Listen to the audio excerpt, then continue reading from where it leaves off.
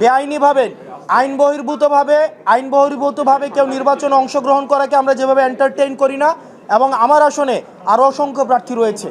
এখানে আপনি শুধুমাত্র একটা আইন বহির্ভূতভাবে একজনকে তাইলে আপনি নিয়ে আসেন, আপনি আরও ঋণ খেলাপিদেরকে নিয়ে আসেন, প্রবাসীদেরকে নিয়ে আসেন।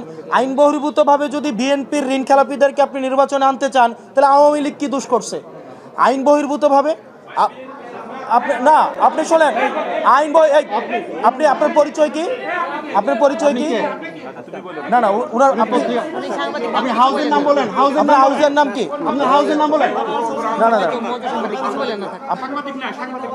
আমার এখানে সম্মানিত উপস্থিত আমাদের সাংবাদিকবৃন্দ যারা আছেন, আপনাদের সাথে আমাদের পেশাদারি সম্পর্ক।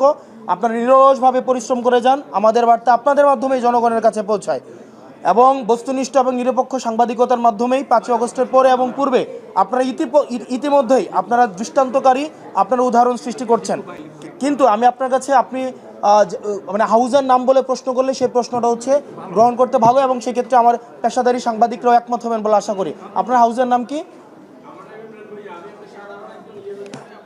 ওকে ভাই, এখানে প্রেস ব্রিফিং হচ্ছে, এটা প্রেস ব্রিফিং করবেন না, এটা প্রেস ব্রিফিং, এটা হচ্ছে প্রেস ব্রিফিং এটা। ওকে।